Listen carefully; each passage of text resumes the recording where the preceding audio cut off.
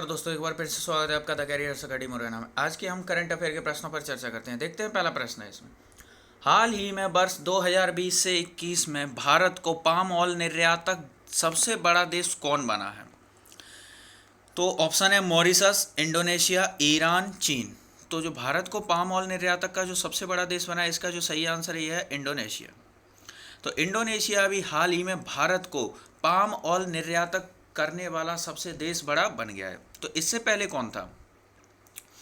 तो हाल ही में मलेशिया को पीछे छोड़कर इंडोनेशिया भारत को पाम ऑयल निर्यातक सबसे बड़ा देश बन गया। यानी इससे पहले भारत जो है सबसे ज़्यादा जो पाम ऑयल का निर्यात जो करता था ये मलेशिया से करता था। लेकिन जैसे कि हाल ही में कुछ अभी अपनी जब 370 हटाया गया था जम्मू कश्मीर से, उस समय पर जो मलेशिया है उसने 370 के खिलाफ यानी भारत के खिलाफ उसका पाकिस्तान का साथ दिया था। इसी वजह से भारत ने मलेशिया से अपनी नाराज़गी जाहिर करते हुए उस देश से जो पाम ऑयल जो निर्यात किया जाता था उसको कम कर दिया है। तो इसीलिए भारत अब उससे भी ज़्यादा जो है सबसे ज़्यादा जो निर्यात करता है वो इंडोनेशिया से कर रहा है। तो अभी हाल ही में अब इंडोनेशिया सबसे बड़ा निर्यातक देश बन गया है जो भारत को पाम ऑयल निर्यात कर रहा है। अगला, मलेशिया ने जम्मू कश्मीर से 370 हटने का विरोध किया था, इसलिए यह कदम उठाया गया। मलेशिया पर पाम ऑयल की निर्भरता कम करने के लिए इंडोनेशिया से निर्यात बढ़ाया गया है। अगला और दूसरा प्रश्न देखते हैं। हाल ही में सी ब्रिज ड्रिल्स नामक युद्ध अभ्यास किन दो देशों की नेवी के मध्य शुरू हुआ है? तो सी ब्रिज ड्रिल्स नामक युद्ध अभ्यास जो नेवी का जो युद्ध अभ्यास है ये किन दो देशों के मध्य शुरू हुआ है? तो ऑप्शन है भारत और अमेरिका, यूक्रेन और अमेरिका, यूक्रेन और इजराइल, भारत और इजराइल। तो ये किसके मध्य शुरू हुआ है? तो यह हुआ है, इसका जो सही आंसर है यह है यूक्रेन और अमेरिका। तो जो सी ब्रिज ड्रिल्स नामक युद्ध अभ्यास है यह यूक्रेन और अमेरिका के मध्य शुरू हुआ है। यूक्रेन और अमेरिका की नेवी ने काला सागर में यह युद्ध अभ्यास शुरू किया है। अगला और तीसरा प्रश्न देखते हैं। हाल ही में किस भारतीय को मंगोलिया का सर्वोच्च नागरिक सम्मान दिया गया है? मंगोलिया का जो सर्वोच्च नागरिक सम्मान ये किस भारतीय को दिया गया? ऑप्शन है आर के सभरवाल, नरेंद्र मोदी, एम वेंकैया नायडू, ओम बिरला। तो ये जो मंगोलिया का सर्वोच्च नागरिक सम्मान है यह किस भारतीय को दिया गया अभी हाल ही में? इसका जो सही आंसर ये है आर के सभरवाल। आर के सभरवाल को मंगोलिया का सर्वोच्च नागरिक सम्मान दिया गया है। आर के सभरवाल मंगोलिया का नागरिक सम्मान आर के सभरवाल मंगोलिया का सर्वोच्च नागरिक सम्मान the order of polar star से सम्मानित किया गया है। आर के सभरवाल इंजीनियर्स इंडिया लिमिटेड के चेयरमैन हैं। आर के सभरवाल को यह सम्मान उनके द्वारा मंगोलिया में किए गए पहली तेल रिफाइनरी के कार्य में उत्कृष्ट योगदान के लिए दिया गया। तो मंगोलिया में जो पहली तेल रिफाइनरीज क्या होती हैं, ये जैसे कि जो भी क्रूड ऑयल जो निकलता है, पेट्रोलियम पदार्थ, जो कच्चा तेल जो हम निकाला जाता है, खनिज तेल जो निकाला जाता है वो वह रिफाइनरियों में भेजा जाता है। रिफाइनरी पे उसको अलग अलग टेम्परेचर पर उसको गर्म किया जाता है और जिस पर अलग अलग पदार्थ हमें प्राप्त होते हैं, जैसे कि पेट्रोल, डीजल, कैरोसिन, ये सारी चीज़ें हमें उससे प्राप्त होता है। तो यही सारे काम रिफाइनरीज में किया जाता है। जैसा कि आपको पता होगा, आपके यहाँ पर जो आगरा का जो ताजमहल है, ये सुना होगा, मतलब जो आपने सुनी होगी कि एसिड रेन, अम्लीय वर्षा, ये कैसे होती है? जैसे कि जो रिफाइनरीज होती हैं यहाँ से कई प्रकार के कार्बनिक पदार्थ उत्सर्जित होते हैं जलने के दौरान। यही जो कार्बनिक पदार्थ जाके वायुमंडल में जमा हो जाते हैं बादलों में, और जब बारिश होती है तो बारिश के साथ यही पदार्थ घुलकर वापस पृथ्वी पर आते हैं। यही एसिड रेन, अम्लीय वर्षा कहलाती है। और जो मथुरा रिफाइनरीज है इसकी वजह से वहाँ के आसपास का क्षेत्र जो है प्रदूषित होता है, और जब बारिश के मौसम में यही बारिश के साथ नीचे आता है तो एसिड रेन, इसकी वजह से ताजमहल की जो संगमरमर है उसका कलर काला पड़ रहा है। तो प्रश्न अपना बनता है कि ताजमहल की जो सफ़ेदी, जो उसकी संगमरमर का कलर जो काला पड़ रहा है उसके लिए कौन जिम्मेदार है? तो उसके लिए जो सबसे ज़्यादा जिम्मेदार है ये है मथुरा रिफाइनरी, उसी की वजह से यह हो रहा है। अगला और चौथा प्रश्न देखते हैं। हाल ही में जारी आर्टन कैपिटल पासपोर्ट इंडेक्स में कौन सा देश टॉप पर रहा है? यानी आर्टन कैपिटल पासपोर्ट इंडेक्स में सबसे टॉप पर कौन सा देश रहा है? तो ऑप्शन है ऑस्ट्रेलिया, जर्मनी, अमेरिका, फ्रांस। तो जो आर्टन कैपिटल पासपोर्ट इंडेक्स में इसमें जो नंबर, इसका जो पहला स्थान है यह है जर्मनी का है। यानी कि आप ये कह सकते हो कि यदि आप जर्मनी देश का आपको पासपोर्ट मिल जाता है तो ये मान लीजिए कि आप अधिकतर देशों में, ज़्यादा से ज़्यादा देशों में ट्रैवल कर सकते हैं, यानी ज़्यादा से ज़्यादा देशों में आप आ जा सकते हैं।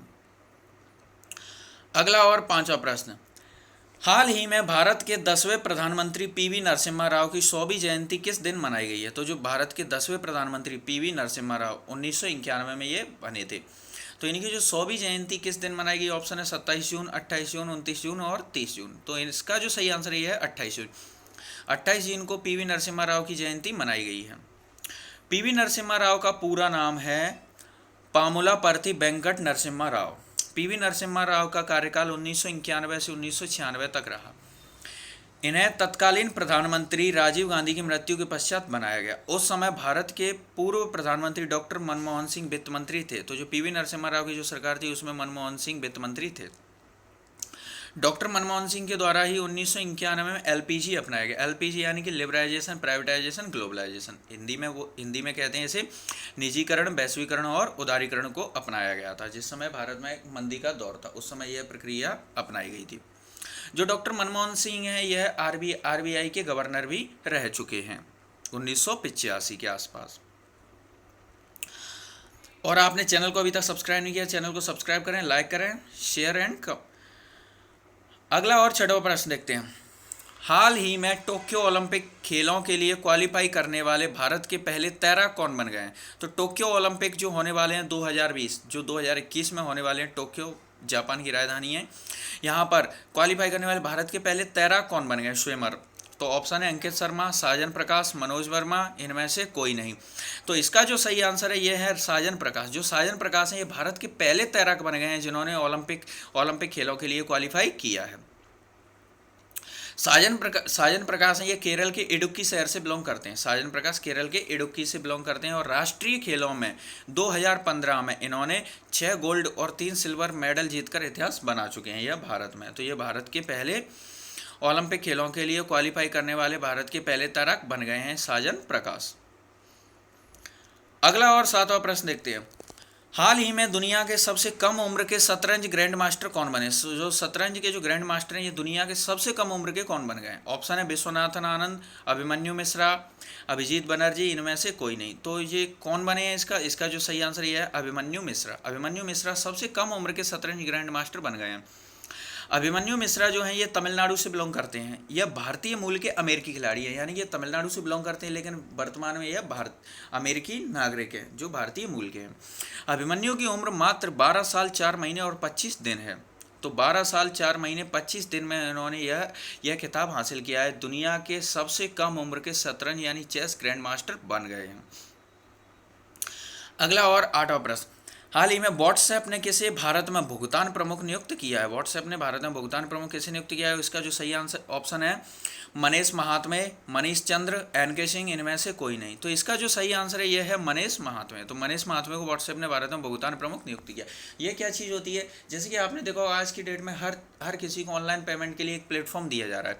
तो अभी तक व्हाट्सएप जो था मैसेजिंग ऐप था, अब व्हाट्सएप ने मैसेज के साथ साथ ही इसमें पेमेंट ऐप भी शुरू कर दिया है। तो यानी कि जैसे आप पेटीएम, फ़ोनपे, गूगल पे इनके द्वारा पेमेंट करते हो तो उसी की तरह आप व्हाट्सएप के द्वारा भी पेमेंट कर सकते हो, बिल्कुल गूगल पे की तरह। तो यही जो प्रक्रिया है ये व्हाट्सएप ने शुरू की है। तो उसका जो भुगतान के लिए जो बैंकिंग सिस्टम उसका जो रखा गया है उसके लिए जो प्रमुख नियुक्त किए हैं ये है मनीष महात्मे। अगला और 9वां प्रश्न। हाल ही में विश्व खेल पत्रकार दिवस कब मनाया गया? तो विश्व खेल पत्रकार दिवस ये कब मनाया गया? ऑप्शन है 1 जुलाई, 2 जुलाई, 3 जुलाई या 4 जुलाई। तो इसका जो विश्व खेल पत्रकार दिवस ये मनाया गया है, इसका जो सही आंसर ये है 2 जुलाई। 2 जुलाई को विश्व खेल पत्रकार दिवस मनाया गया है।